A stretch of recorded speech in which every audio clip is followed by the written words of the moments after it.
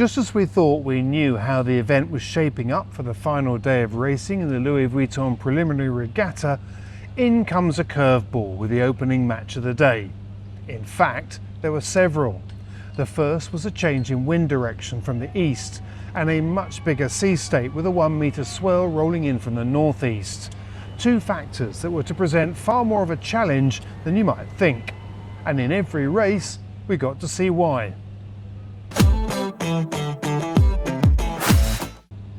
This was another race that was defined by the start as the Americans pinned the Kiwis to windward, holding them up and eventually forcing them to tack off onto port.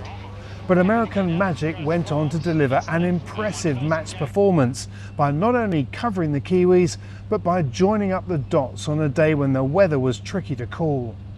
By the top mark, the Americans were 15 seconds ahead. By the bottom, 19 seconds. On the next lap, they stretched that even further to 35 at the top and 50 at the bottom. At this stage, it was difficult not to start thinking about whether the Kiwis had met their match. American Magic were the first to beat the favourites. But if you were watching the clock, you'd see that the Kiwis were also the only team in the event so far to haul back time. At the third windward gate, they were 30 seconds behind, and by the finish, 28. The Kiwis might have lost, but with this team, that means nothing. Paul, you must be very pleased with today's performance. Oh yeah, there's a team we're excited about today. Yesterday was a bit of a hit to not manage to race and to compete with the French, so we missed an opportunity for a race practice. But today everything went to plan. We got the boat set up really nice for these wavy conditions. It made it quite forgiving to sail and easy. The guys did such a good job of trimming the boat, which made it much easier for me and Tom to make the right calls and to put the boat in the right spot. Were you expecting to be able to beat them? I know that might sound like a daft question, but they've won every other race so far. Oh, the guys have been, and Team New Zealand have been sailing very well, and their boat's obviously very quick. But I think there is great belief that we can beat them. I think there's great belief we'll beat anybody on our day. We just need to start well and get off well. And you've seen that when we're in front, we can control the race quite well. So it's a big focus of ours to keep building on the confidence we had from today. As Alinghi Red Bull Racing forced Luna Rossa Prada Pirelli above the line before the start, today looked like being the day that the big guns were forced to trip up. You're in trouble. 4, but then coming attack, we're going to start on it. Captain, coming up. Down fire protest. Fire protest. Going to get down. Should be room to get down. This is the umpires. Penalty Italy, restart penalty Italy. This was a very impressive start from the Swiss. As the Italians failed to return fully behind the line, a double mistake by Luna Rossa Prada Pirelli. The Swiss were off, rounding the top mark 34 seconds ahead. Halfway through the first downwind leg, Alinghi tripped up in a jibe as the rudder lost grip through the manoeuvre, causing them to spin out dramatically. They were lucky not to capsize, and unlucky to see the Italians sail past them. But then another mistake by Luna Rossa as they passed too close and got a penalty for not keeping clear as windward boat. The umpires forced them to get behind the Swiss once again. Even so, the Italians took the lead back by the bottom gate by just 8 seconds. This time they were not giving it back, and they didn't, winning by 46 seconds. But what a race. Let's start with that spin out you had. That was quite dramatic. Talk us through what happened there. Yeah, so the spin out on the first downwind was we ended up by losing the rudder, exiting the jibe. To be honest, from on board when that happened, I thought it was going to end up in a worse situation that actually it did. So I think hats off to Max that managed to get the boat back, let's say, stay upright. And then from there it was our race got a bit more tricky as Luna Rossa came back on us, and but we really tried to focus on trying to find let's say pacing lane. But I mean, Luna Rossa, they did a really good job just to blocking all the doors that we tried to open. But I think it was a massive learning today for us, and being able to sail against them and let's say execute the plan that we had this morning. Did the sea state play a part in that jibe? Was that what was making the a relatively straightforward jibe. Is that what was making it harder, the big swell? Yes, today the conditions were quite different of last week, and we haven't seen that in Barcelona for a good month or more. And for sure the jibe were quite tricky, and let's say we'll have a flat water for this jibe, but I think we just it's either management or boat issue or something happened there, and I mean, as the boats are so technical, sometimes you have a little bug that has big consequence. It's easier said than done, but one of the first rules of match racing is if you're coming into the start box on port tack, don't be late.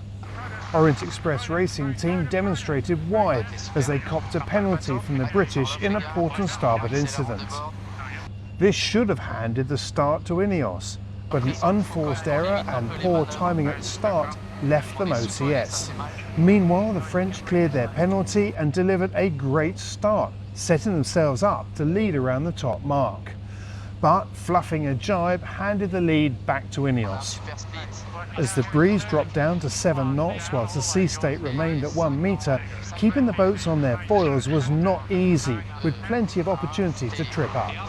But in the end, the British kept their lead in a race that was shortened to 5 legs rather than 6.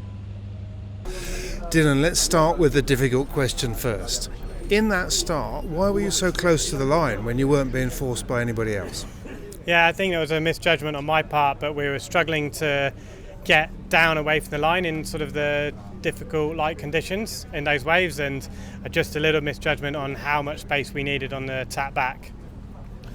That was, you're talking about when you were actually clearing a penalty? I'm sort of talking about when we were on port and we tacked round, we just went over the line at that point, and we were over at the start gun, which is just unfortunate, so just a misjudgment on timings. But before that you were still quite pressed up to the line, and the French were way off to the right hand side, so there wasn't anybody else in the box. I think some people might have been surprised to see you that close to the line when no one was forcing you up there. Yeah, so after we gave them a penalty, we sort of had planned to jibe back and go into sort of a traditional, start, but we didn't have enough wind to jibe at that point. It got really light and difficult. So with the big sea state sort of making it difficult to handle the boat, we elected to keep it simple and sort of look for a port start, headed out to the boundary, got some speed, tacked back, but with the smaller boundary on that side, we then were too early on port, and unfortunately we couldn't bear away because it was so light effectively, so we ended up a bit in no man's land, so it was a frustrating one. That's very interesting, because it sort of leads into the next question. It's easy, I guess, for us on the outside to underestimate just how hard the conditions were today with the light breeze and the big swell. Talk us through that. Yeah, the light breeze and big swell makes it quite difficult to control the yacht, and it's more that there's a lot more risk of sort of falling off the foils, and so I guess we took a little bit of risk off today in terms of not wanting to push things too hard, and so maybe in other days we would have pushed the jibe and that sort of thing, but the yachts are certainly, as you saw, people falling off the foils, losing rudders. It's hard work.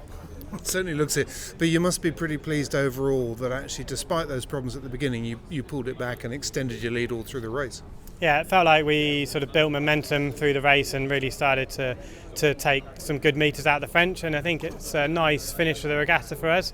Ultimately, there was a couple of races that we let go earlier in the week which were difficult, but this is all just practice for the round robin next week. And this is all quite new to you, relatively speaking. You enjoying it? Yeah, I'm absolutely loving it. Looks like it. Yeah, it's good fun. The pair in the final had already been decided. What wasn't certain was who'd come out on top. The Kiwis had been beaten by the Americans, and the conditions were getting really difficult as the breeze got light and patchy. We weren't expecting the Italians to get another penalty for passing too close either, but they did, handing the start to the Kiwis. Yeah, nice. Yeah, just you and the wall. Yeah, the wall. Yeah, with the wall. He hasn't got speed attack, so just got it still. This is the umpires. Penalty Italy. Penalty Italy. You must be kidding me. But this wasn't the end of the race, not by a long way. The margin between the two was never bigger than 22 seconds, and at the start of the last beat, just 6. The match race was back on. Head-to-head up the beat, and the penalty was dealt to Luna Rossa in a close tack. Another close call and another penalty. But despite the match staying tight through the top gate for the last time, the Kiwis went on to secure a comfortable win. Of the 4 days, this was clearly the most exciting across all the races. Is that because people are just building their confidence and getting more into it, or is that a sign of the different conditions that we had, the different sea state, the different wind conditions? I think a little bit of both. Like you say, I think people weren't quite on their A game on the pre-starts coming into this event, and I think everyone's learning really quickly, and everyone's sharpening up on that side of things. And then, like you say, the waves were a lot bigger today. The wind was still relatively light. We saw around 10 knots or so, making it really hard to sail the boat, really hard to do the flight control, the trimming, steering. It makes it, you have to be super accurate to get the most out of the boat, and little differences there, you can make a big difference on VMG. Yeah, really struggled to get our heads around the phasing of the breeze.